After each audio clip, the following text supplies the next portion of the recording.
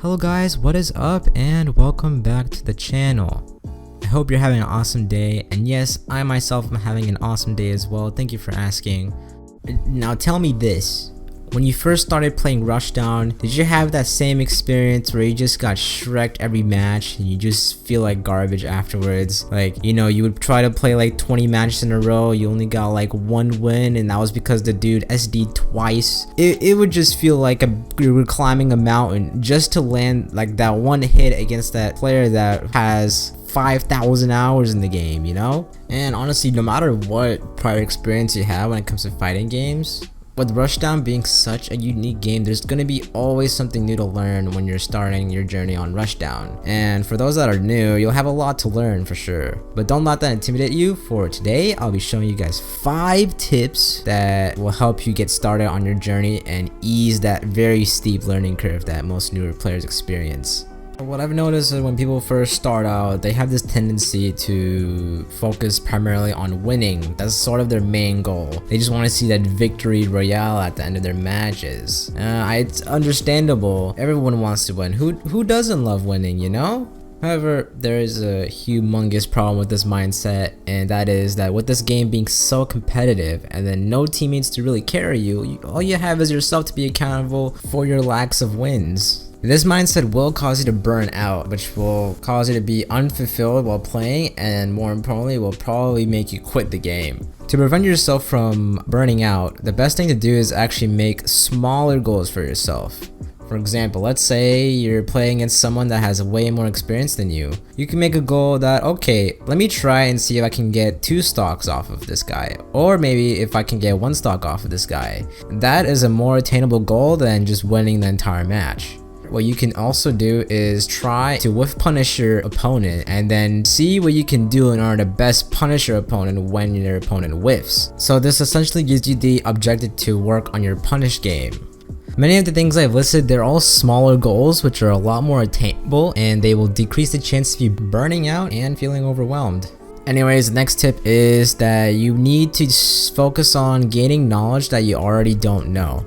Now, you might be hearing this and you're like, well, no duh, man. Why else am I watching your YouTube video, bro? I'm trying to learn some new stuff. Alright, hold your horses, Timmy. Let me elaborate, okay?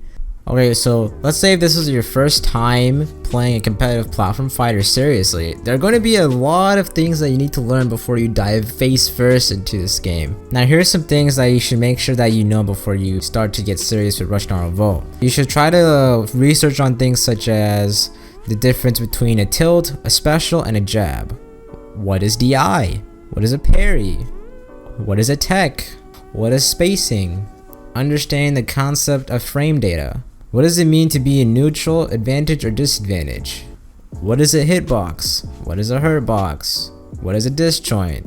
I highly recommend asking around or googling about these things if you don't know them already. These are definitely not the only things you should be worried about. There's going to be some things that you will learn along the way. It's just a part of the process. Funny story, I didn't know what a tech actually was until 4 months of playing Rush Rev. I would actually do the move without even knowing what a tech actually was. So you see, it's fine to not grasp concepts as fast as others, and it's okay if you don't know things, because you will learn them eventually. Everyone improves at their own pace. Don't dwell on yourself if you're not able to grasp concepts as fast as others. Just be proud of what you've accomplished. Alongside brushing up on your platform fighting knowledge, we should also get into the best ways of learning Rushdown specific mechanics, specifically Spark and Rush. These are the main mechanics that you're going to be spending most of your time perfecting. What helped me to get started using Rush and getting used to how Spark works is just by clicking my Rush button right after every single successful hit. It sounds simple, but this is actually pretty effective. Even though this method is not 100% ideal for every situation, this is just mainly used in order to get your brain used to spark canceling. And then once your brain is basically used to doing spark cancels, you can then focus on saving your spark and then using it situationally.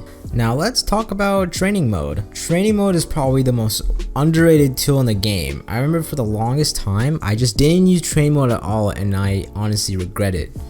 Being able to experiment, discover, and practice in a controlled environment will do wonders for you on your learning journey. From my experience, my primary uses for training mode would be to practice my combos.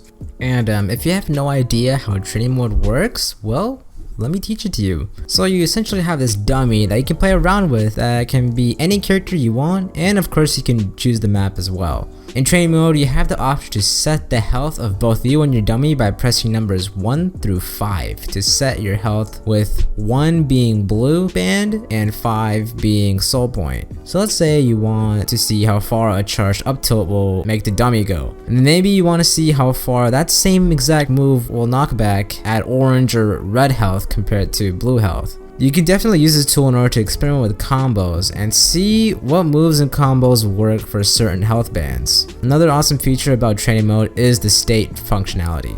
You can save the state you're in by pressing 0 and then load that exact state you were in when you saved it by pressing 9 to bring you back to the situation you were in earlier.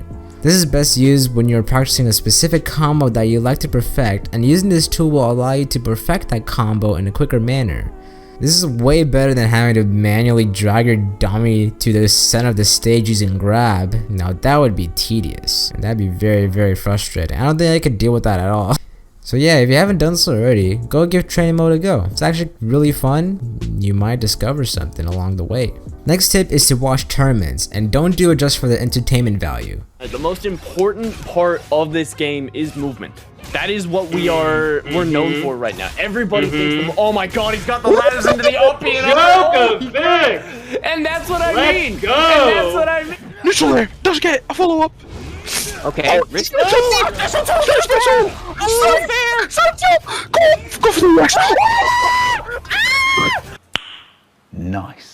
Sure, it's very fun to cheer on your favorite pro player, and I do it too, you know. I go into the Twitch chat, I be spamming Pog champs everywhere, and it's a good time. However, watching tournaments is not only a good way to have a good time, it is also a perfect opportunity to take notes and improve at your game. There are many tournaments that happen weekly, so you have dozens of opportunities to take notes from watching players that are way better than you. When I watch matches with players that are better than me, I try to figure out how are they engaging on their opponent. What combos do I notice work frequently? What other things seem to be working well for them? And what can I incorporate that they're doing into my own gameplay? This will certainly make your learning experience easier because it's kind of a shortcut in the sense that you will not have to figure out 100% of everything on your own. Alright, that is going to do it for the 5 tips of today. I hope you guys did learn something from this, and I hope you guys did enjoy the video. If you did, please subscribe to the channel as I have more Rushdown Revolt content on the way. Also, don't forget to like the video if you liked it, dislike it if you didn't. Have a great day, guys. Peace.